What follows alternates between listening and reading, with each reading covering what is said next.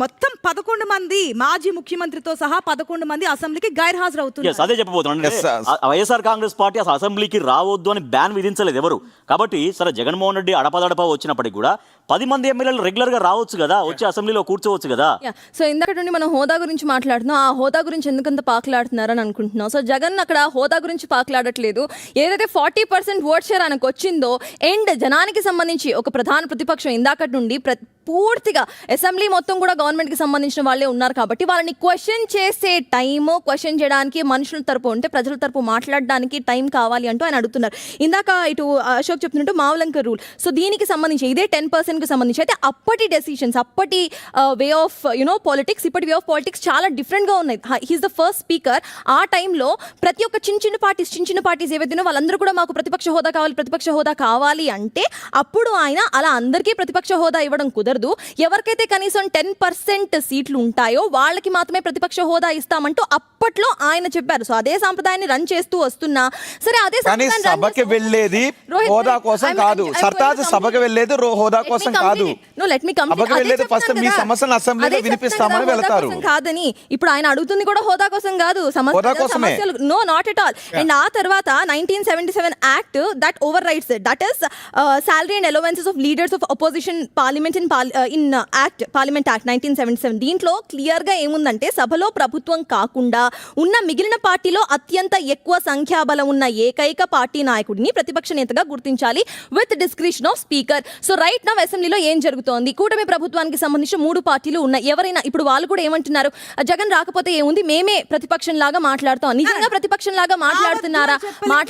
రాకపోతే అని అన్నా చేస్తున్నారు. ఇంతకుముందు సర్తాజ్ నువ్వు ఒక పాయింట్ చెప్పు, ఎందుకు రావట్లేదు మేము క్వశ్చన్ చేయడానికి మాకు టైం ఇస్తారంటే బయట మీడియా ముందు కూర్చొని ప్రెస్ మీట్ లో కూర్చొని 3-4 గంటలు అనర్ఘలంగా మాట్లాడినా అసెంబ్లీలో మాట్లాడిన దానికి వాల్యుబుల్ ఉంటుంది తప్ప ప్రెస్ మీట్ లో పెట్టి మాట్లాడిన దానికి అంత ప్రజల నుంచి రెస్పాన్స్ ఉండదు, నమ్మకం ఉండదు. అండ్ నెక్స్ట్ టీడీపీ కావచ్చు, జనసేన కావచ్చు, బీజేపీ కావచ్చు, కూటమి గవర్నమెంట్ రండి అంటున్నారు. ఒక్కసారి వస్తే గనుక అటుపక్క నుంచి కూటమి సమయం ఇవ్వకపోయినా ఒకవేళ అవహేళన చేసినా గతంలో అసెంబ్లీలో మనం చాలా సార్లు చూసాం.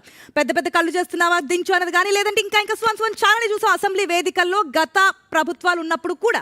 సో అటువంటిది ఏదైనా చూడనప్పుడు ప్రజలే చూస్తారు, ప్రజలే అన్నట్టు అవమానానికి గురి చేసినా కూడా ప్రజల నుంచి యాక్సెప్టెన్స్ ఉంటుంది.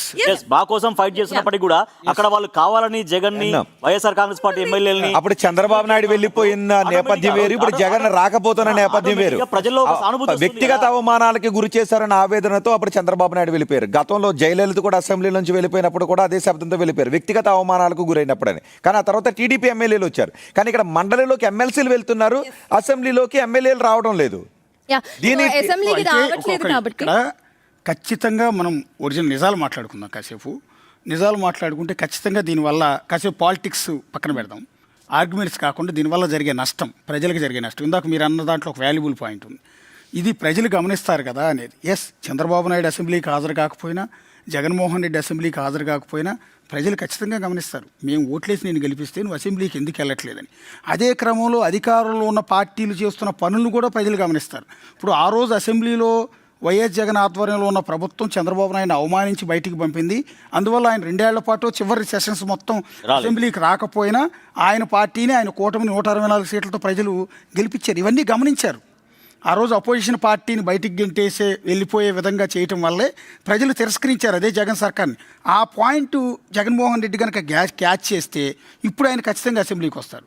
అదే క్రమంలో ఇప్పుడు అధికారంలో ఉన్న కూటమి ప్రభుత్వం చేస్తున్న దాన్ని కూడా ప్రజలు గమనిస్తారు. ఇందాక నేను ఒక పాయింట్ రైజ్ చేశాను, ఒక మంకు పట్టుకుని సభా సాంప్రదాయం ఏది సిస్టమేటిక్గా జరగదు ఈ సొసైటీలో. ఈ సిస్టమే అలా ఉంది.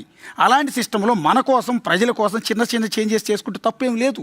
ఈరోజు అపోజిషన్ లేకుండా 164 మంది ఎమ్మెల్యేలు వాళ్ళల్లో వాళ్ళు రికార్డ్స్లోకి ఎక్కడం కోసం ఏదో ఒకటి మాట్లాడటం తప్ప అపోజిషన్ అనేది లేకుండా మాట్లాడడానికి ఏంటి ఉపయోగం అనేది ఆ పాయింట్తో చిన్న రిలాక్సేషన్ ఇవ్వకూడదా?